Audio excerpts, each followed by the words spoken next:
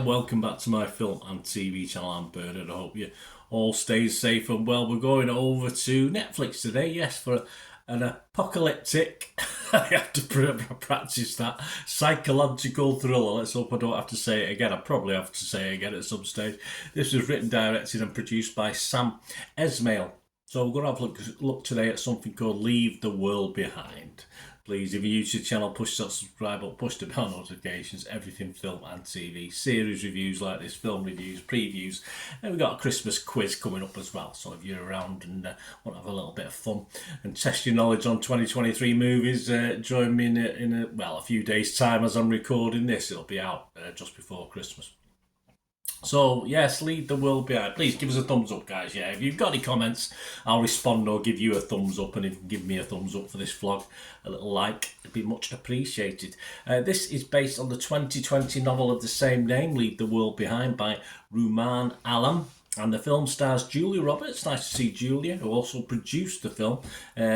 Mahershala Ali, Ethan Hawke, Myhala and Kevin Bacon. So a good cast. Were they utilised well enough? Well, we'll have to see. What's it about? Well, Amanda and Clay's aspirational vacation with their teenage children is interrupted by the arrival of a middle-aged couple who own the holiday home and who have fled an unprecedented blackout in the city.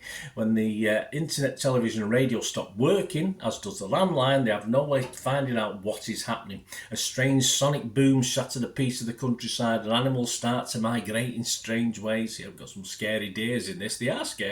I remember going to a country park and these deers went steaming past me, flipping heck. Well, it killed me, they did me, big buggers, yeah. The physical and mental health of the families begin to disintegrate as things move along, of course.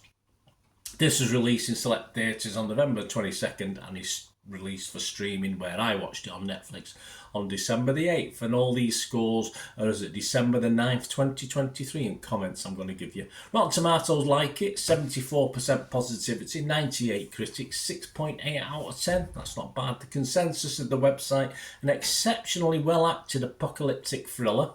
See what I'd say. Leave the World Behind steadily draws the viewer in despite its leisurely pace and somewhat simplistic messaging.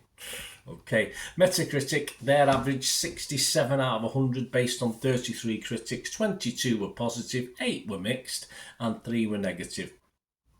Couple of the guys I like to look at because I do subscribe. Kate Stables from Total Film magazine, give it 60. She liked it. She said, adapting from Rumaan Alam's bestseller, writer-director Esmail created TV's tech conspiracy drama Mr. Robot. I quite like Mr. Robot in bits and pieces. Paints a scarily plausible picture of how fast chaos and conflict erupt when our computer-reliant systems suddenly start to fail.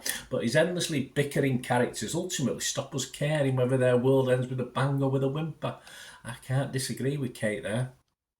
Lillian Crawford from Empire, she wasn't overly impressed. She only gave it 40. She said, a starry trio and suspenseful filmmaking can't save this apocalyptic thriller from collapsing on itself. I'm just glad I've got through it without pronouncing it.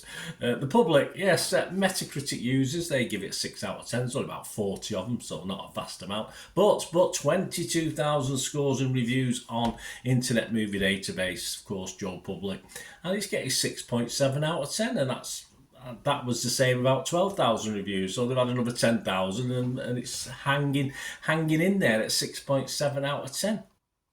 So my thoughts, as you can see, there is a lot of love out there for this. I think 6.7 out of 10, 22,000 scores is a pretty good result.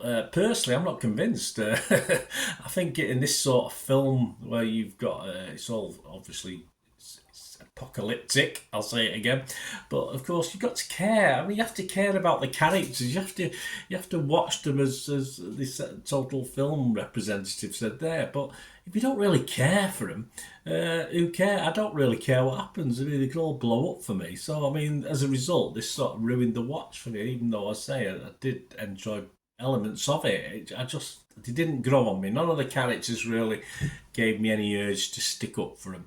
And I said, it's a good cast, but not probably utilised properly.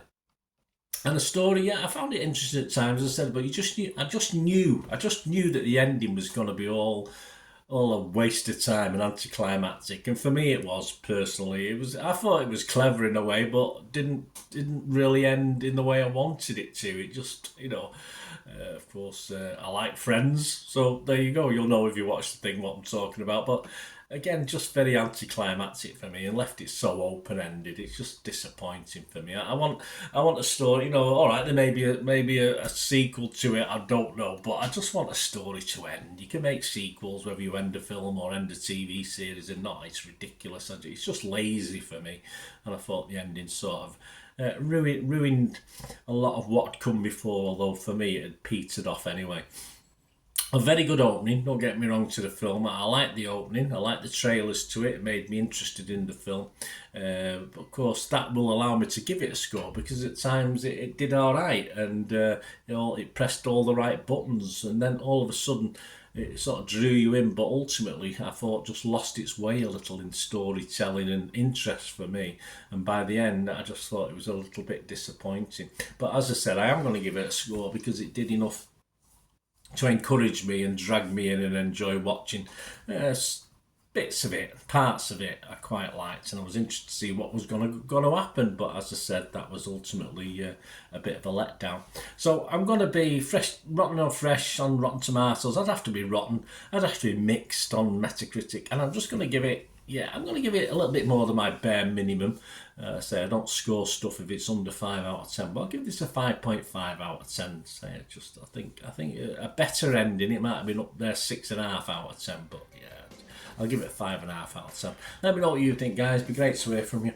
Till we meet again. I know a lot of people like it, so obviously if you did, it's all opinions, isn't it? It wouldn't be right if we all thought the same. It'd be a very boring world, of course it would. So let me know, guys. Anyway, thanks for watching. Till we meet again. And that's one thing, don't I? Please stay safe, everyone. Bye for now.